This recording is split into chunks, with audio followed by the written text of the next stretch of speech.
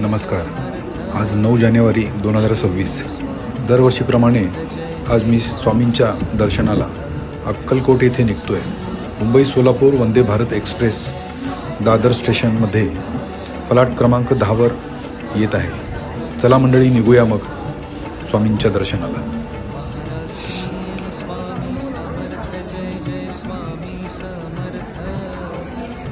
आज वंदे भारत एक्सप्रेस तब्बल 2 तास उशिरा निघाली आहे. असं कधी होत नाही खरं तर, शेवटी स्वामींची इच्छा. वंदे भारत एक्सप्रेस सोलापूर रेल्वे स्टेशनला पोहोचली आहे.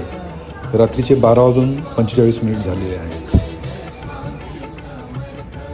महाराज श्री स्वामी समर्थ, जय जय स्वामी समर्थ.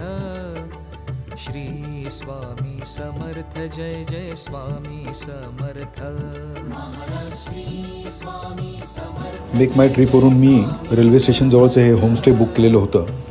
एकंदरीत स्वच्छ आणखीन नीटनेटकं दिसते. तरी बघूया आता.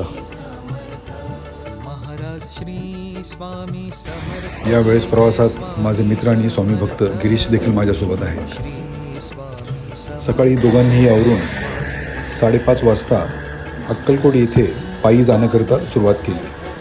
बऱ्यापैकी थंडी आहे.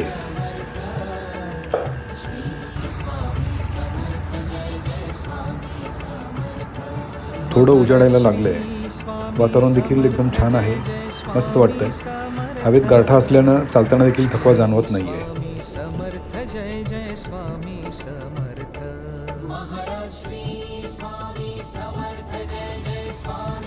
चालत असताना वाटेत एका ठिकाणी कुंभारी गाव लागले. त्या ठिकाणी नाश्ता करण्यासाठी थांबलोय. मस्त गरम गरम इडली, वडा आणि चहा घेऊन आम्ही आता पुढे निघणार आहे. समर्थ, जय जय स्वामी समर्थ. आता परत चालायला सुरुवात केली आहे.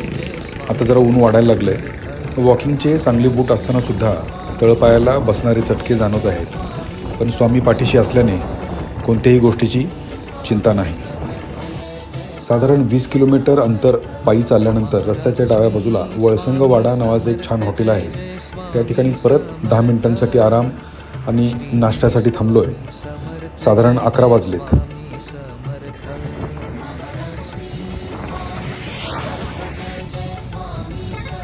श्री स्वामींच्या वास्तव्याने पावन झालेल्या अक्कलकोट नगरीमध्ये आम्ही प्रवेश केला आहे. नोंदींप्रमाणे महाराजांनी सर्वप्रथम अक्कलकोटमध्ये ज्या ठिकाणी काही दिवस वास्तव्य केले ते हे खंडोबा मंदिर.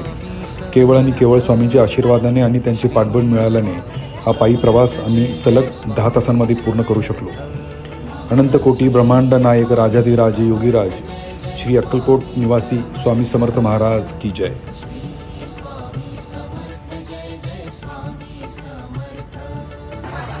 खोलीवर जाऊन आवरल्यानंतर आम्ही दर्शनासाठी बाहेर निघालो. शनिवार रविवार जोडून येत असल्याने भाविकांची खूप गर्दी आहे.